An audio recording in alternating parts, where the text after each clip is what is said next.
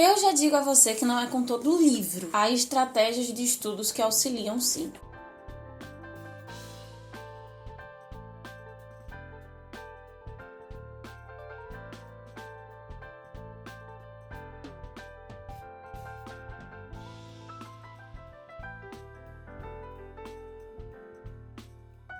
O que temos para hoje são Chutes do Cinéias. Eu sou a Larissa Bertolino. Você está no canal Uma Garota Quixotesca, onde nós tratamos de literatura, apresentamos literatura, comentamos literatura e muitas vezes falamos também sobre o estudo de literatura, de línguas, metodologias de forma geral. Nos últimos vídeos nós conversamos um pouco sobre livros clássicos, leituras de calhamaços, livros grandes. Mencionei, tá meio que conversando com o autor. E por trabalhar com literatura, então às vezes nessa conversa eu preciso agariar citações, ou por essa ansiedade eu tenho a tendência de sair grifando tudo, marcando tudo, porque isso é importante para isso, e aquele para aquele outro, isso pro artigo e essa outra coisa pra minha vida pessoal. Eu acabo grifando, marcando textos e acabei conversando com alguns alunos recentemente sobre isso. Sim, nas férias a gente conversa com os alunos porque tem eventos de férias também na escola. Eu decidi conversar aqui com vocês um pouquinho sobre a forma como eu escrevo, como eu anoto, como eu marco nos meus livros, quais livros eu faço isso, por quê. Isso como estratégia de estudo, de leitura, não simplesmente porque você vai usar esse texto para alguma coisa futuramente, mas de ler, né, de apreensão daquilo que se leu. E aí isso já tem a ver com a primeira questão, falando tanto de grifar o livro em si, quanto passar aquilo que eu escrevo para um caderno, para uma ficha catalográfica, uma ficha de citação, alguma coisa assim. Grifar me ajuda a me concentrar. Quando eu percebo que eu não tô grifando, que eu não tô fazendo nenhuma anotação, se eu posso estar um pouco aéreo, eu posso não estar tão concentrada assim. Então, saber que eu vou tirar algo dali, que eu vou marcar algo, mesmo que seja só uma frase legal, eu quero guardar pra vida.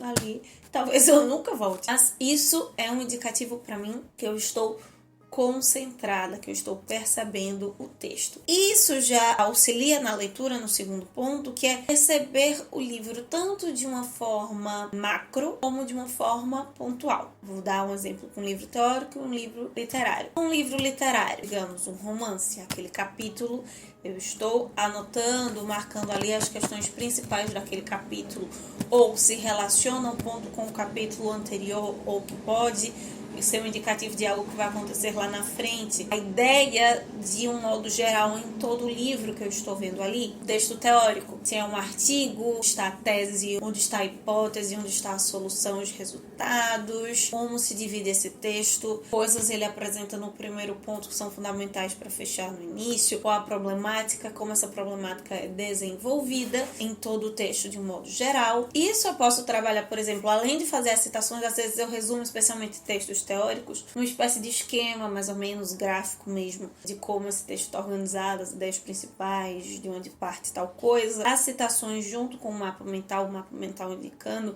aquelas citações. Isso eu fiz, por exemplo, bastante das jornadas de leitura conjunto. Eu anotava resumos, mas fazia uns esqueminhas, uma espécie de anotação sobre o sistema. Eu faço muito isso nos textos teóricos para grupo de estudo, por exemplo. E aí, só um adendo nessa questão de marcar, se o livro é seu, ok, tudo bem, não vai fazer isso no livro dos outros. Eu gosto muito dos cadernos à parte para isso, vocês viram na jornada de leitura conjunta. Textos meus, tem livros meus que eu risco. Vocês viram, por exemplo, no Grande Sertão e no Remo, e eu anotei, escrevi. Madame Bovary, jamais. Nessa minha edição eu não risco. Minhas edições de luxo do Quixote, não risco de jeito nenhum. Tem um Kindle para isso, se eu quiser anotar, tem caderno para isso.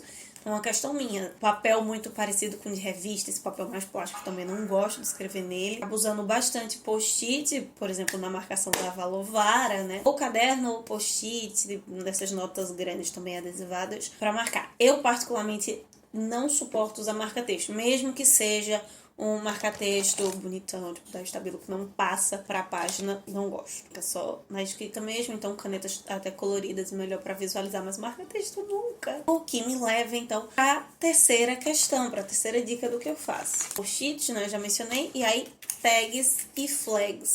Vocês viram na Valovara, né, que ele tava todo pichado ali.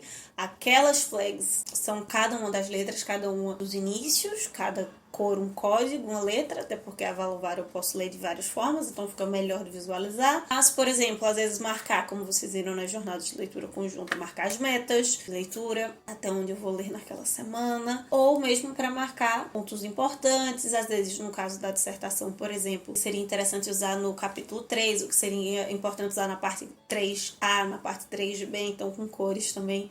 Eu vou dividindo isso. Tags e as flags, elas podem servir para marcar divisões, metas e esquemas que você precisa desenvolver para a leitura do seu livro. Porque anotar e memorizar, como eu faço, escrever, grifar é importante, mas tem coisas que você precisa fermentar, que você precisa deixar passar e que você só vai refletir depois. Então é bom deixar ali marcado e mais do que marcado, grifado. Deixar as tags com legenda, com código para você entender onde você vai achar aquilo. Porque há pontos da leitura que a gente só volta tempos depois, né? A leitura não é só quando nós estamos lendo o livro naquele momento. Por isso, já mencionando isso, ponto 4, as legendas. Eu posso fazer tanto isso com a flag, quanto anotando, escrevendo ali um desenho representativo. Texto acadêmico, por exemplo, eu uso muito às vezes para citação, eu simplesmente grifo dúvida, uma interrogação, algo que eu precise pesquisar fora, coloco um desenho de uma lupazinha, algo que eu sei que tem outro texto que eu preciso relacionar com outro livro, eu coloco entre chaves, questão de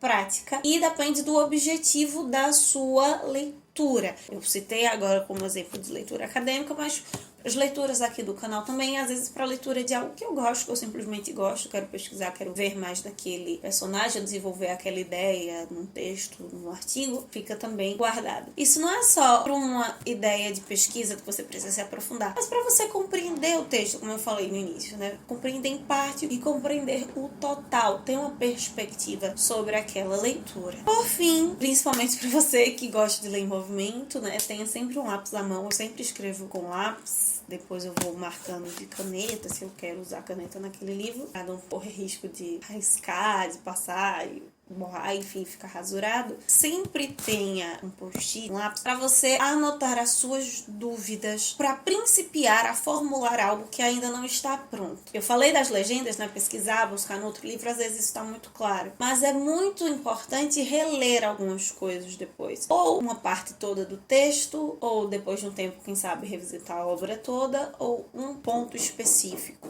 Porque a literatura, a língua, o idioma, são coisas vivas. Se você está usando para fazer pesquisa, para estudar, para trabalhar, ok, é fundamental. Mas mesmo que você não faça isso, revisite, reveja. Nessa experiência de reler os livros que eu já apresentei aqui, às vezes eu acho algumas marcações, algumas escritas de coisas que eu coloquei ali depois para mim mesma e que para mim não fazem o menor sentido. Se eu pego textos relidos nesses últimos 3 anos, por exemplo, as minhas anotações para mim mesma estão bem mais claras. Não é simplesmente porque eles estão mais próximos, mas a forma como eu escrevi para mim estão mais claras. E no início eu colocava palavras soltas, frases, e mesmo relendo o texto, para mim não faz o menor sentido. Por mais que você converse com o autor, escreva para você também. Converse com você de forma escrita, da mesma forma que o autor está conversando com você. Que isso possibilita novas perspectivas de leitura, de pensar a literatura. Talvez até uma reflexão, um pensamento extra. Não ficar acumulando adesivos, tags, flags, canetas coloridas. Eu tô usando isso agora, tá servindo, claro, antes era só um marca-texto, encher a caneta em si na faculdade. O mestrado me ajudou muito a ter essa noção maior de perspectiva de leitura. Às vezes eu vejo minhas alunas, primas, sobrinhas com canetas diversas, trocentos mil post-its, trocentos mil marca-textos. Tem uma delas que tem uma mesa gigante e disse, vive pedindo mais, mas não é funcional. Teste, se analise, veja o seu processo de leitura, de análise e vá testando as ferramentas, vá testando as formas. Eu dei aqui 5 dicas para vocês, mas vão se vendo, vão se percebendo. Tem que fazer sentido para você, principalmente em relação às anotações. Tem que estar claro, tem que ser funcional, tem que ser prático. Não quer dizer que a leitura vai ser, né, do dia pra noite, caldo de cana, mas precisa ter essa clareza para facilitar no seu processo. Então é isso, meus queridos cavaleiros andantes. Esse é o nosso vlog rápido com essas 5 dicas, compartilhamento de experiência, né, de como eu anoto, de como eu penso, grifo os meus textos. Me conta aqui se você faz algo diferente ou vocês não faz algo que eu mencionei aqui, porque me conta os seus motivos. Vamos continuar trocando experiência. Durante a semana vamos nos vendo lá no Instagram, que a gente se vê na próxima quarta. Enquanto isso, possamos sair da biblioteca e ver muito além dos meios de ler. Valeu!